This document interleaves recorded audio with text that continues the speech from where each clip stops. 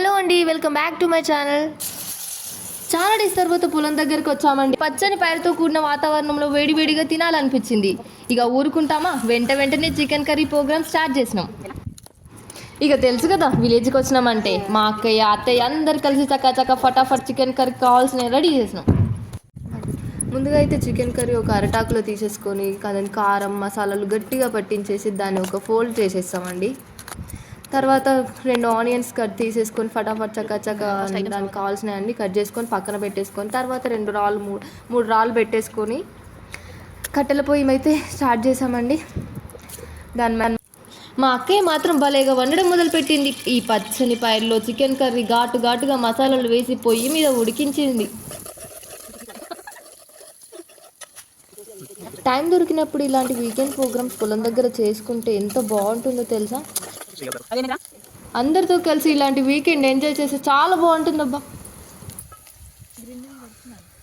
Oil వేసి పచ్చిమిర్చి onion కరివేపాకు మసాలాలు గట్టిగా వేయించేసి కొంచెం కాస్త పసుపు వేసి అది కాస్త గ్రే కలర్ వచ్చేంత వరకు వెయిట్ చేయండి. వెయిట్ చేసిన తర్వాత అందులోకి చికెన్ వేసేసి చికెన్ వేసుకొని చక్కగా కలిపేయండి.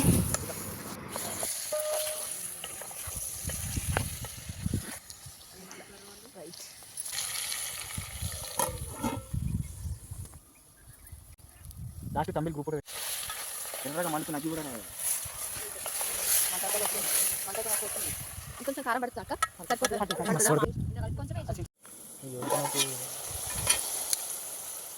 అలా అదే అక్క కారం వేసి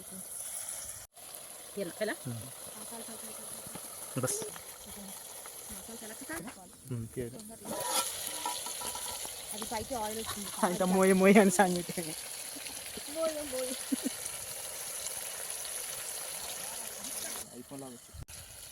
మంట అయితే నార్మల్ వస్తుంది.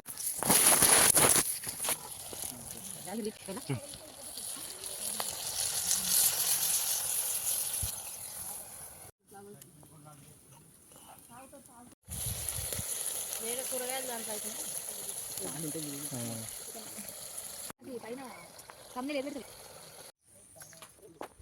చల్లని గాలి సూర్యుడు అస్తమించే సమయంలో పచ్చని పంట పైరుల్లో మొత్తానికి చికెన్ కర్రీ రెడీ అయిపోయా.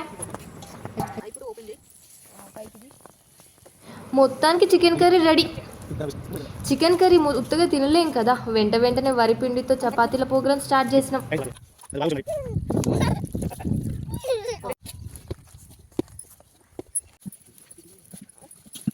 మా అక్క మాత్రం చేతితో చపాతీలు భలేగా చేస్తుంది.